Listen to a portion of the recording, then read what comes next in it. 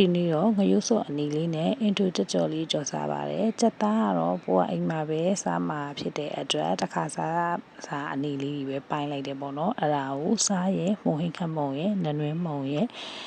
ပြီးတော့ချင်းနဲ့ကြက်သွန်ဖြူလေးနဲ့ထည့်ပြီးတော့တိတိကျကျလေးအရသာဝင်အောင်နယ်ပြီးတော့နှံ့ထားပါတယ်။ပြီးရင်ရေထည့်ပြီးတော့အသားအရောင်ပြုတ်ပါတယ်။ဒါကတော့ပုံမှန်ကြက်သားပြုတ်တယ်လို့ပဲပေါ့နော်။ကြက်သားကြော်လို့ကိုကကျွတ်လေးစားခြင်းနဲ့ဆိုရင်ကြက်သားပြုတ်ပြီးတာနဲ့တခါလေးတန်ကြော်ပါအတက်နိုင်ဆုံးအငွေ့မပြေခင်ပေါ့နော်။အဲ့လိုလေးကြော်ရဲဆိုရင်ကျွတ်ကလေးနဲ့ကြက်သားစားလို့ကောင်းပါတယ်။အထက်က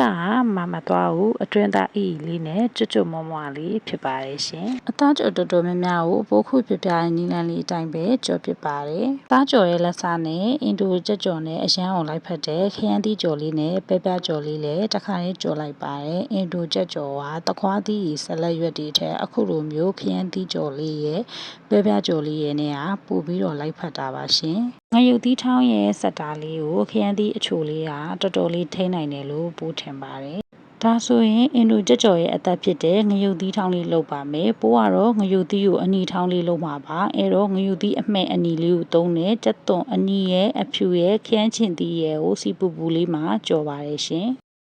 ငရုတ်သီးအစိမ်းထောင်းထက်စားရင်ပိုးကအနီထောင်းလေးကိုပို့ကြိုက်လို့အနီထောင်းလေးပဲထောင်းစားဖြစ်ပါတယ်။အော်ကိုကအစိမ်းကြိုက်တယ်ဆိုရင်ဒီနေ့မှာငရုတ်သီးစိမ်းကိုသုံးလို့ရတယ်။ရတာအတွက်ကတော့စားနဲ့မှုန်ဟင်းခန့်မှုန်ရဲ့ကြာညွလေးရဲ့ထည့်ပြီးတော့ပို့ကြိတ်လိုက်ပါတယ်။ဟိုကအဓိကညက်အောင်ထောင်းရင်ကြာလို့ပေါ့နော်ဆက်နဲ့ပဲကြိတ်လိုက်တာပါအဓိကငရုတ်သီးထောင်းနေဆိုရင်စားကိုနည်းနည်းကဲပြီးတော့ထည့်ရမယ်အထောင်းတွေကစားပေါ်တယ်ဆိုရင်စားလို့မကောင်းဘူးပေါ့နော်တချို့ဆိုငပိလေးပါထည့်တာပါပိုးကတော့ငပိမထည့်ချင်လို့စားလေးနည်းနည်းကဲပြီးတော့ထည့်လိုက်ပါတယ်ရှင်ဒါကတော့အင်ဒိုကြက်ကြော်ရဲ့အသက်ပါစားပေါ်ရင်လုံးဝစားလို့မကောင်းပါဘူးရှင်ထမင်းလေးမှလည်းရတာရှိနေအောင်ငရုတ်သီးအနှစ်လေးရဲ့ကြက်ကြော်စီလေးရဲ့ထည့်ပြီးတော့နေလိုက်ပါတယ်ရှင်တကယ်လို့ကိုကငရုတ်သီးစိမ်းထောင်းလေးနဲ့လှုပ်စားခြင်းနဲ့ဆိုရင်လည်းဒီငရုတ်သီးအနီနေရာမှာအစိမ်းလေးကိုထည့်လိုက်ပေါ့နော်ဒါပါပဲပိုးကတော့ဒီအနီထောင်းလေးကိုပိုးကြိုက်လို့ပေါ့နော်အနီထောင်းလေးနဲ့ပဲခဏခဏလှုပ်စားဖြစ်ပါတယ်ရှင်ဒီနီးလေးကလှုပ်မစားဖြစ်ဘူးဆိုရင်လိုက်လှုပ်စားကြည့်ပါတော်တော်လေးကိုစားလို့ကောင်းတာပါပြန်ရောင်းချင်တယ်ဆိုရင်လည်းပိုးလှုပ်တဲ့နီလန်လေးတိုင်းလိုက်လှုပ်ပြီးပြန်ရောင်းပါအရန်အောင်ရောင်းအောင်ပါရှင်